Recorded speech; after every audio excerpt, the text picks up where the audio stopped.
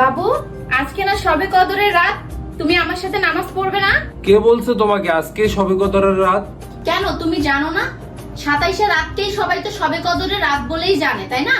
তাই আজকে শবে কদরের রাত।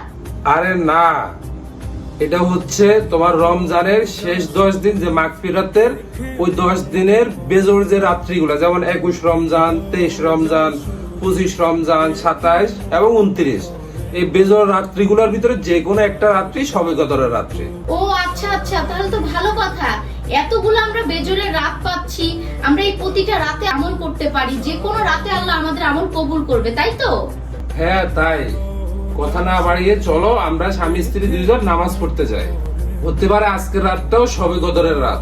আচ্ছা ঠিক আছে, চলো তাহলে আমরা দুজন স্বামী স্ত্রী একসাথেই নামাজ পড়বো আজকে। চলো।